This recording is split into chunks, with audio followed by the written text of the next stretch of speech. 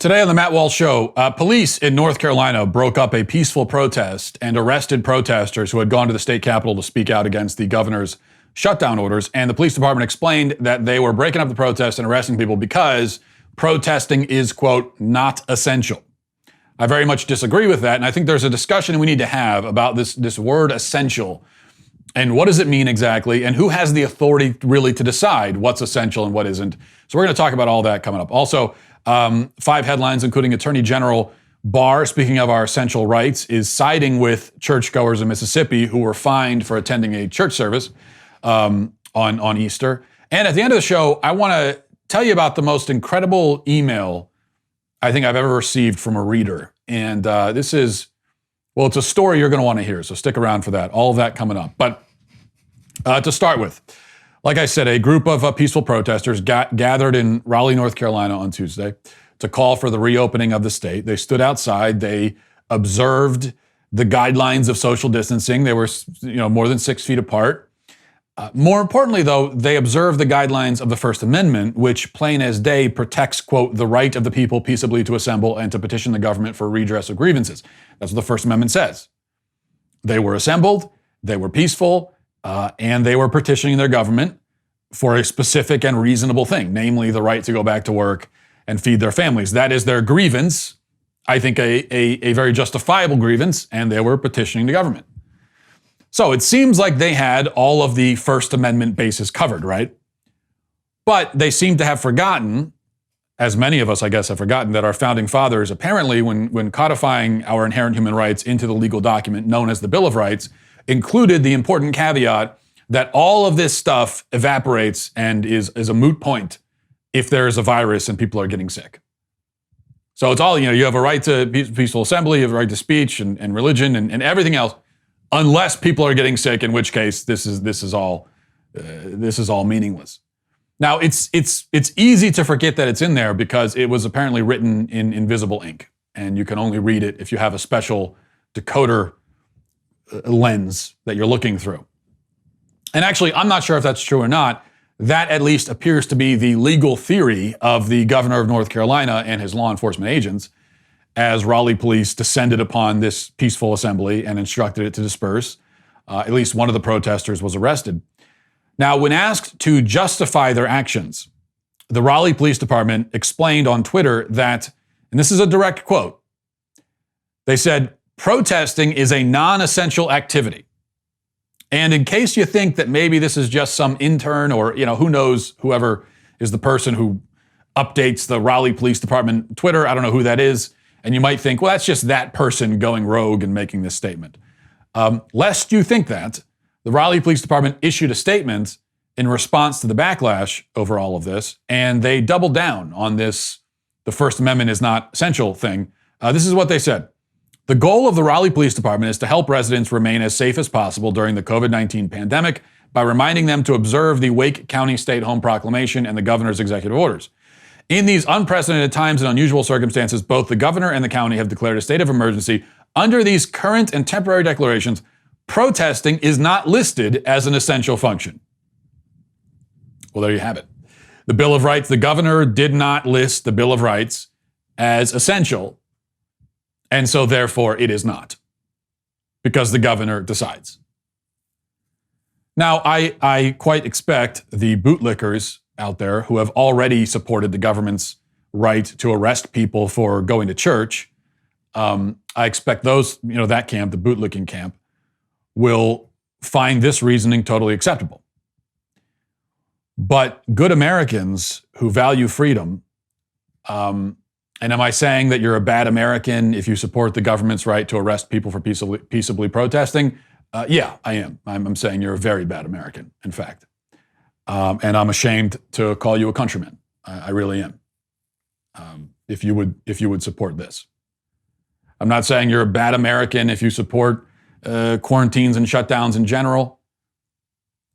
But if you're going to side with the government, arresting people for clearly exercising their First Amendment rights, then you're a bad American. Those, though, Americans who value freedom will recognize all of this as the Orwellian insanity that it is. If a politician can unilaterally abolish our fundamental liberties, simply by declaring them non-essential, then we have no fundamental liberties. The whole idea becomes a farce, or at best, it's a sort of symbolic concept that we sing about and we write poems about, and that makes us feel good inside, but really it has no practical applications. It doesn't matter. This is the point. All this stuff about essential, this word essential is being bandied about quite a bit. It doesn't matter if a particular protest or church service is essential. That's a matter of opinion anyway. And the opinion of a politician or a bureaucrat or the governor should have no more weight on a matter like this than anybody else's opinion, because they're not supposed to be governing based on their opinion. We are not supposed to be under the rule of our governor's opinion. But that's not the point when it comes to essential. The point is that the right to protest, just like the right to practice our religion, is essential. The government has claimed absolute authority to decree what is essential and what is not. But when it claims this authority for itself, we have to remember that the word essential has two definitions that are related but not exactly the same. So the first definition is something is essential if it's necessary or it's indispensable, or if it's like a physical necessity, okay? So that's like we might say drinking water is essential. And yes, it's true that in that sense, going to a protest or going to church is not like drinking water. It's not, because you could not do those things and you're not going to die. But then there's the second definition. And under that definition, essential means pertaining to or constituting the essence of a thing. In other words, inherent. Something is essential if it's inherent. And in that sense, in the deeper sense of essential, there is no doubt that our right to protest and our right to practice our religion publicly is essential, in that it is inherent to our nature as human beings. It is in our essence as human beings. Essential. Governments across the country have used the fact that these rights are not physical necessities as an excuse to deny the essentialness of these rights to our basic human nature. They are denying the doctrine upon which our country was founded. And that should really concern us. That the governor can overturn that in one fell swoop just by issuing an executive order.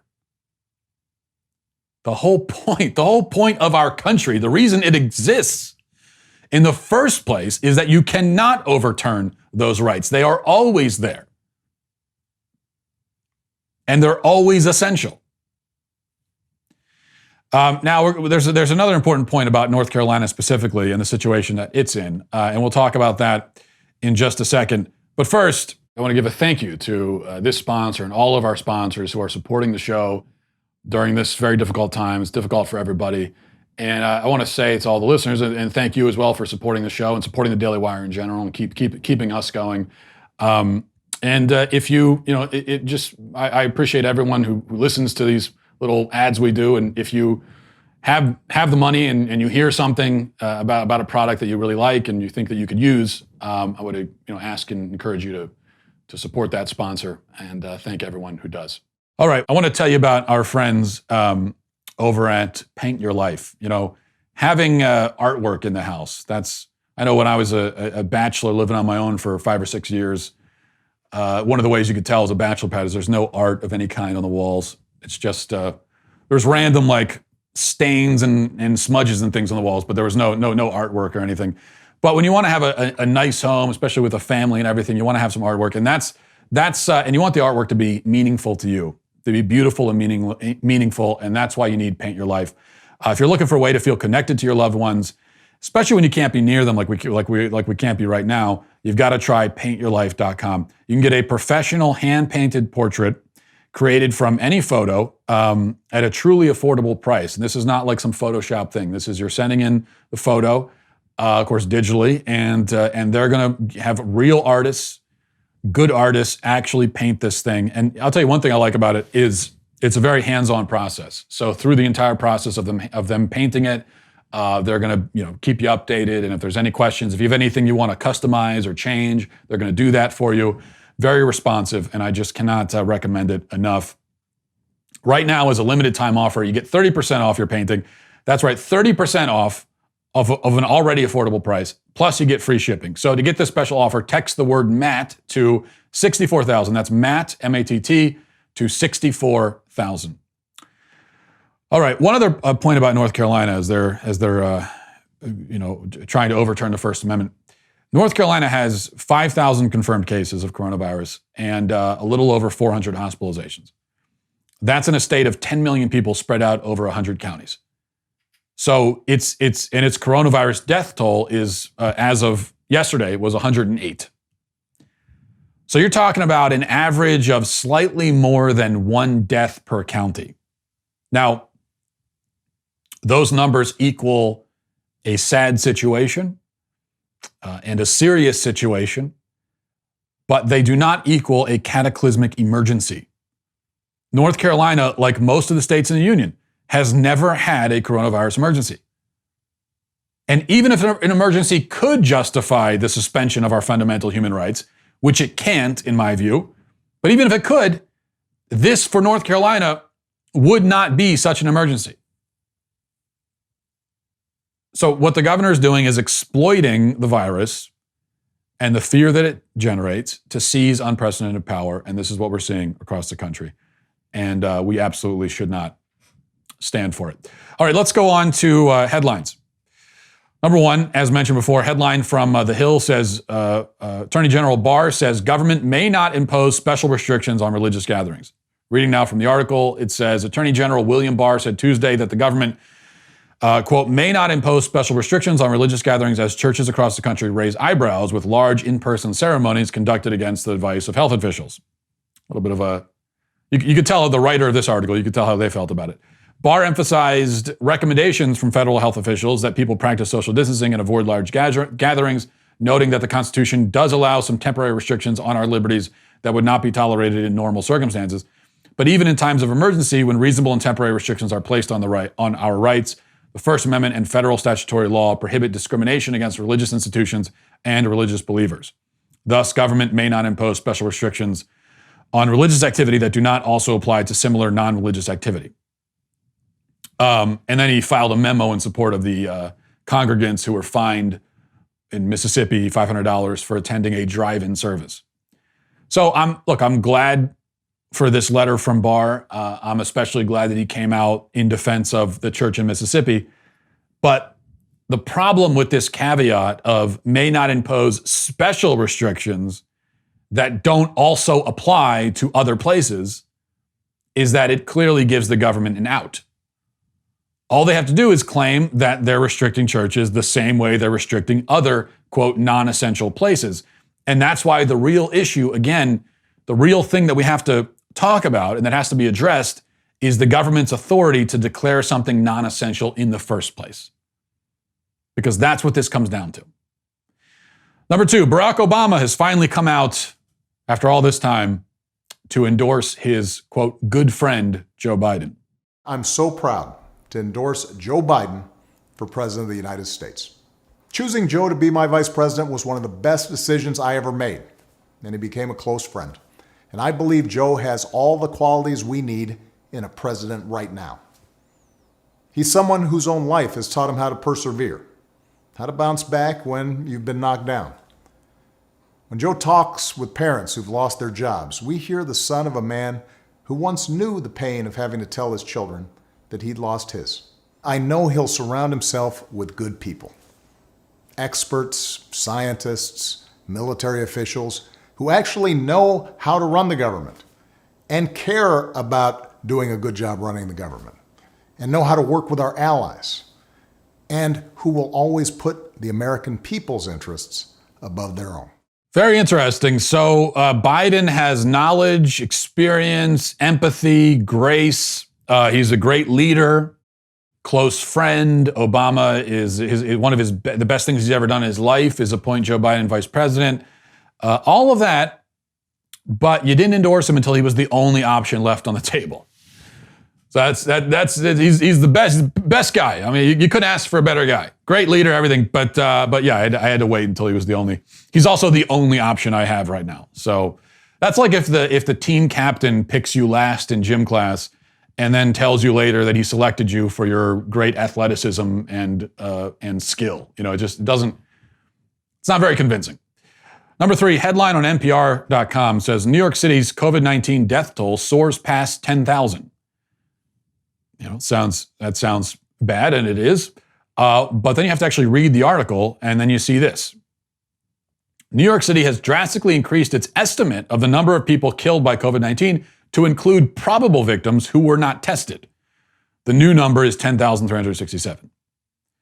It continues, for weeks, firefighters and paramedics have been recording a massive spike in deaths at home around New York City. The deceased were presumed to be victims of the coronavirus, but were never tested. Now city officials have recalculated the toll that the virus has taken and reached a staggering number, adding nearly 4,000 to the total. So what they're telling us is that they reached this staggering toll because they're adding in people who did not test positive for coronavirus. They're just assuming that these people died of coronavirus. Okay, but we're still told, you know, you can't claim that they are artificially inflating the death toll. If you claim that, you're a horrible person, you're a conspiracy monger, right? Even though they're telling us pretty much that's exactly what they're doing.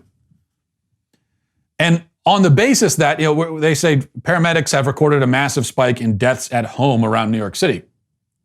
Okay, I don't deny that there obviously is a coronavirus outbreak in New York City, and it's really bad. Okay, you don't need to inflate the death toll. In reality, it's a very bad situation. And there obviously are going to be people who die at home from this virus tragically. But if you think about why is there a massive spike of people dying at home? What could be another contributing factor? Well, maybe it's that people are locked in their homes. Okay, so when you lock people in their homes all day for weeks on end, you're going to have more people dying at home. Whereas on a normal circumstance, maybe they would have died somewhere else. Okay, so that also has to have something to do with it. And you're going to have people who would have died anyway and died for reasons that have nothing to do with coronavirus, die at home. And if you show up and just assume they died of coronavirus, then you're going to end up with an artificially inflated death toll. Number 4, a headline in the Daily Wire, U.S. officials raised alarm about Wuhan lab researching bat coronaviruses in 2018, military investigating. This is pretty incredible, so listen to this. It says a bombshell report from the Washington Post on Tuesday revealed that U.S. officials sounded the alarm about the Wuhan Institute of Virology back in 2018 over safety concerns as the lab researched coronavirus from bats. The Washington Post says, in January 2018, the U.S. Embassy in Beijing took the unusual step of repeatedly sending U.S. science diplomats to the Wuhan Institute of Virology, which had in 2015 become China's first laboratory to achieve the highest level of international bioresearch safety. What the U.S. officials learned during their visits concerned them so much that they dispatched 2 diplomatic cables categorized as sensitive but unclassified back to Washington. And I mean, you can go to Washington Post and read the entire report. The point is, you know, there's very real concern here, obviously, and I think about there were a lot of people, myself included. I certainly wasn't the only person. A lot of just normal, common sense people who weeks ago were saying it's probably not a coincidence that you've got this global pandemic that started in a place where sitting right there at the center of it is this virus lab. You know, probably not a coincidence. There are coincidences in life, but you know, when something seems like it's probably not a coincidence, most of the time it's not. And those of us who weeks ago were pointing this out and saying, hey, you know, what about that virus lab? Did that maybe have something to do with this? Weeks ago, we were told by the experts and the media that we're a bunch of conspiracy theorists and we're stupid and they scolded us. And now we're being told that, oh yeah, you know what, actually, yeah, it might be that. So there's been a lot of that happening, in fact. Also with masks. You think back a month ago, there were people, just common sense, normal people, buying masks and saying maybe we should wear masks. And again, we were scolded by the experts, including the Surgeon General, So I know you don't want to do. Masks isn't going to do anything for you, you moron. Stop wearing masks. Fast forward a month, and now they're saying, oh yeah, you know what about those masks? Maybe you were right about that. Turns out that common sense once again prevails. Before we move on to the last headline, I want to tell you about our friends over at Duke Cannon. Maybe you've had this experience as a man looking for body washes, and so many of the body washes that you find at the store are very disappointing. They're just sort of thin and watery, flowery, feminine. You know, it's not what you need as a man when it comes to, you need a manly body wash. Luckily enough, there's a new product from Duke Cannon Supply Company called Thick. Thick is 3 times thicker than common body washes. It's the high viscosity. I don't even know what high viscosity means, but it sounds good. It's the high viscosity alternative to watching your money run down the shower drain. Thick comes in a big old container. You crack it open like a can of beer, like you crack open a can of beer in the shower. I know I have a beer in the shower every morning. It's how I get things going in the morning. Duke Cannon Thick High Viscosity Body Wash comes in 4 distinctly masculine scents.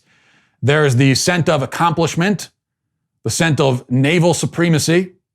We all know that scent when we smell it. Old glory and productivity. Nothing like the smell of productivity. Especially with all these shutdowns happening, there's not a lot of productivity. So if you can't be productive, you at least want to smell productive. Thick is made with plant-based thickeners for superior lather, so you're not going to need that whatever that puffy thing is in the shower, the loofah anymore. You're not going to need that. Visit DukeCannon.com and use the promo code Walsh for 15% off your entire order. Free shipping with orders over $35. A range of Duke Cannon men's premium products are also available at your local Target. All right, finally, there's an article in 538 making the rounds today. It attempts to explain and justify why the world shut down for coronavirus, and this is a question, again, speaking of common sense things, a lot of common sense people have been asking, we shut down for coronavirus, we didn't shut down for Ebola, SARS, swine flu. There have been many different outbreaks that have happened in modern times recently, and we didn't shut down for those. Now, this article in 538, written by Kaylee Rogers, tries to explain that.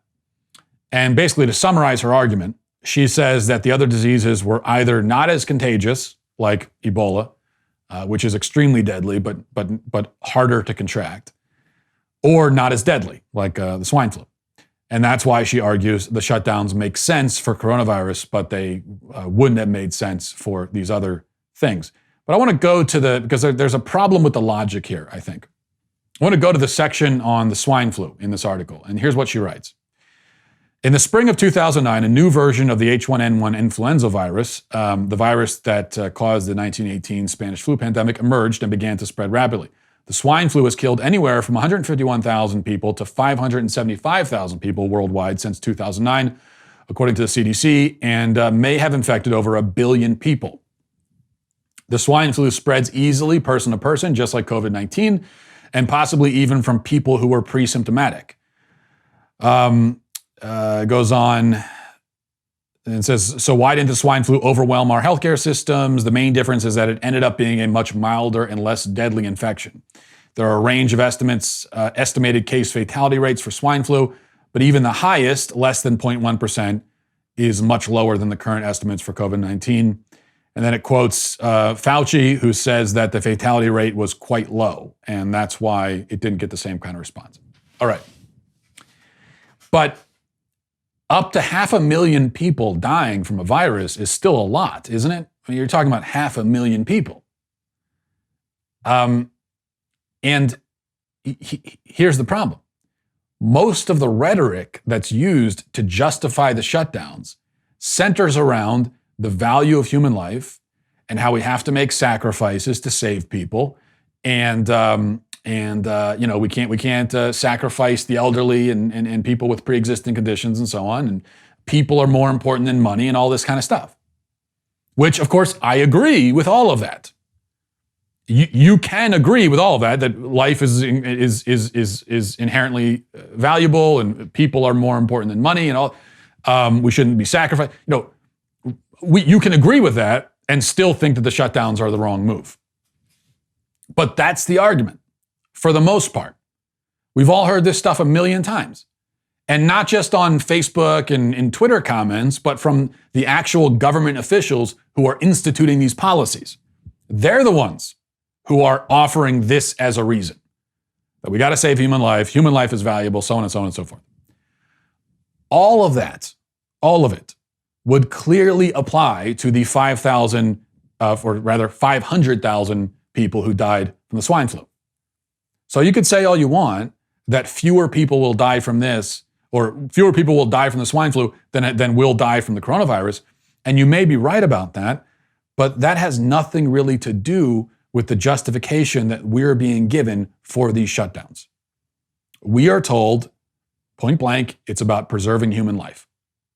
And if that's what it's about, then you have to explain why, yes, 500,000 people may be fewer people than will ultimately die from coronavirus or could have died or whatever. I don't know if that's true or not, but I'll grant it for the sake of argument.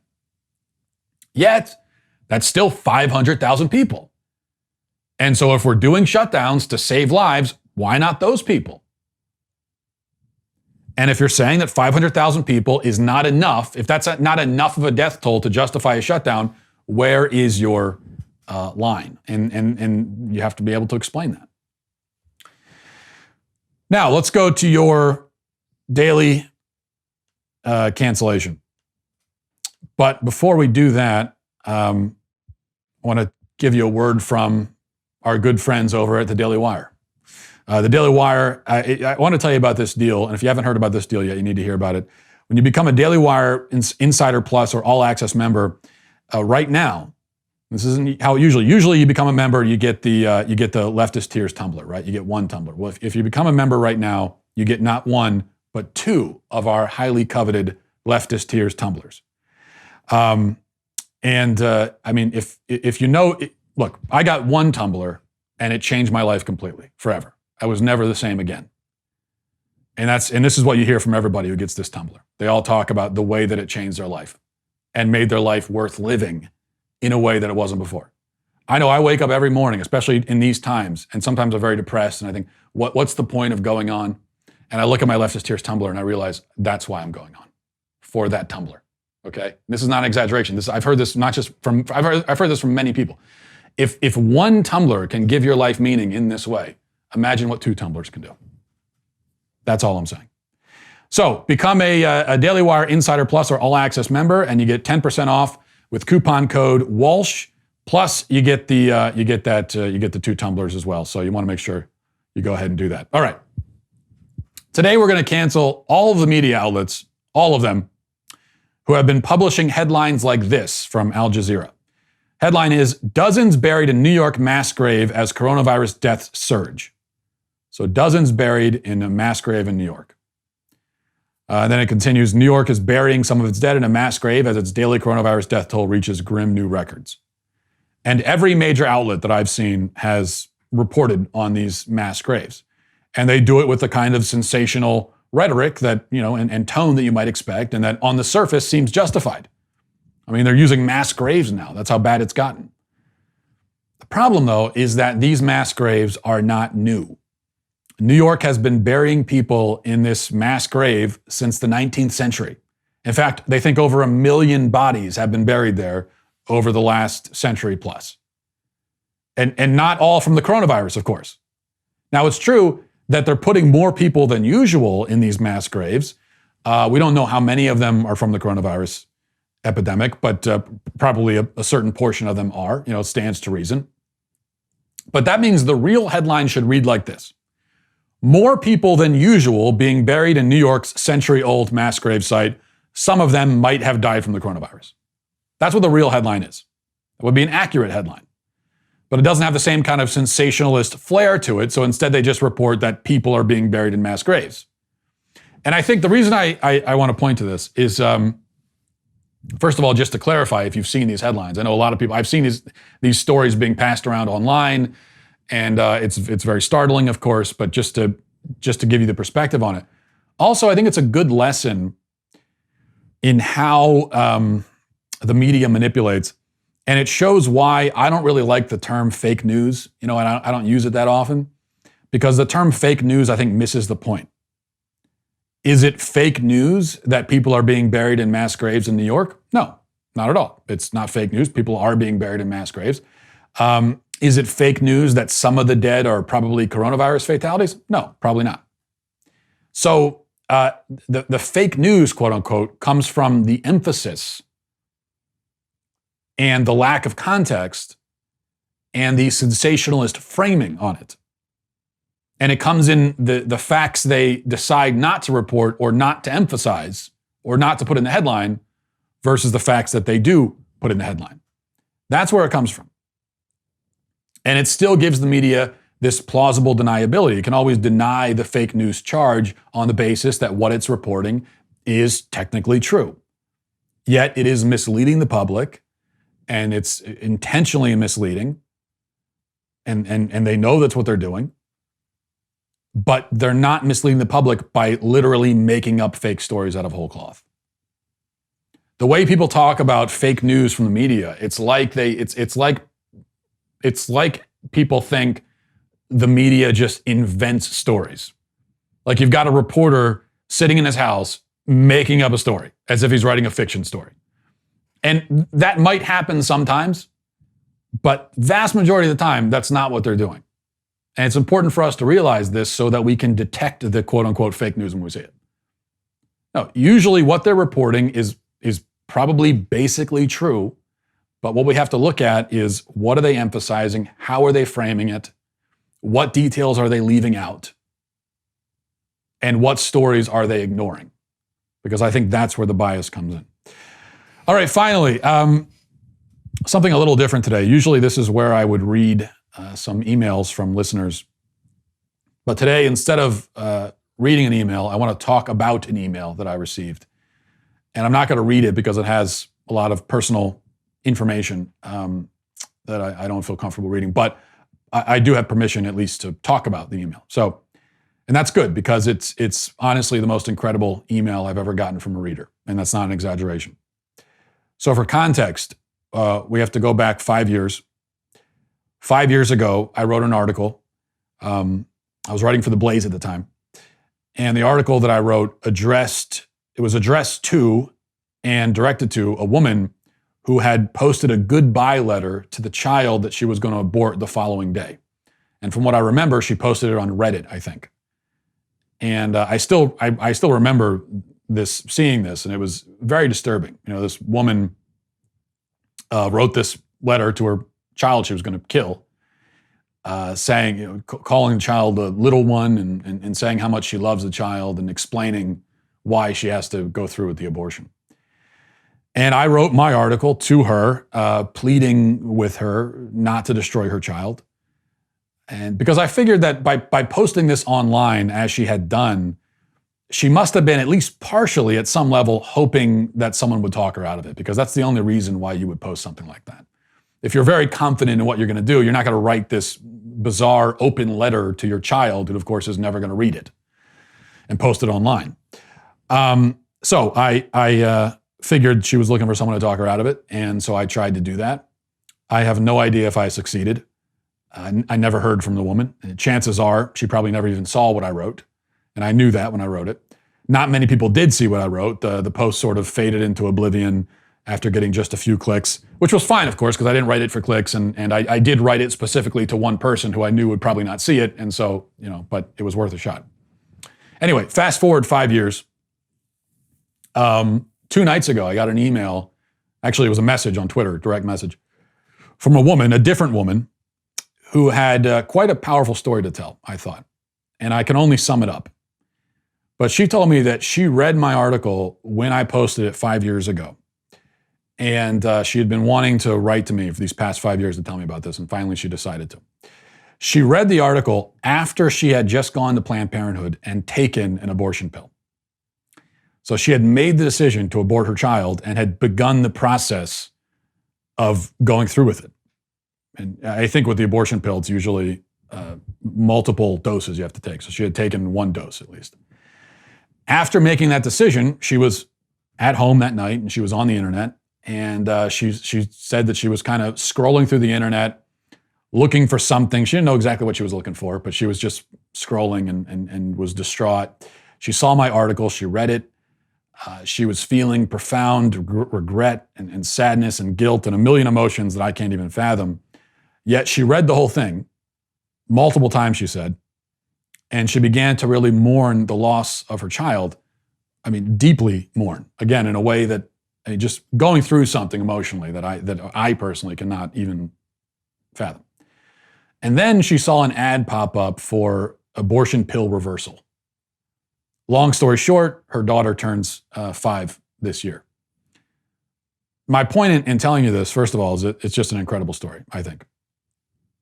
And also I want to acknowledge the courage of this woman. I mean, most people, myself included, we can't bear to read things or listen to perspectives that we simply disagree with, right? If we have a differing opinion, we often don't have the fortitude to hear someone out who disagrees with us. We don't even have the courage to do that. So imagine the kind of courage it must require if you can put yourself in this woman's shoes after she'd already made the choice to get the abortion and she had gone through with it and she thought that it was a done deal. It was irreversible. And yet to listen to the other perspective and to be willing to confront her own decisions and think critically about them and to be honest with herself. That's the other thing we're all very good at doing, is lying to ourselves, especially to justify the things we've already done. But she didn't do that. And I think that just requires courage, unlike what most people demonstrate in their lives. Which, by the way, reversing an abortion pill, that's my other point in bringing this up, reversing an abortion pill is possible. It's by no means a surefire bet. And it's a somewhat involved process. Mostly it means taking, as far as I am aware, it means taking progesterone, multiple doses. She told me that she had to go on bed rest for several days, just hoping that it would work, and it did. But you have to really be committed to reversing it and to saving your baby, which she was. So, and she now has 3 kids. She's married. She has since married the father of her children, and they have a happy family. She sent me a family picture, beautiful kids, beautiful family, happy ending. I don't think for a minute that I played a central role in all of this. I think it was her love for her child and her courage and her listening to God's calling on her heart. God, I think, moved her to go online, search for something. She didn't know what. She found the article. And then most importantly, she saw the ad. And so this is really a story about her and God and her child. So something positive to end the show with for a change. I know that was very meaningful to me, and it is also nice, I guess, on a personal note. It's nice that I've been doing this for a long time, putting a lot of content out there, and almost all of it is forgotten 10 seconds later, including by myself. So to know that at least one thing made a difference for one family is special to me. So there we go. There's my happy, sappy ending. I won't make a habit of it, I promise. So we'll leave it there. Have a great day, everybody. Godspeed.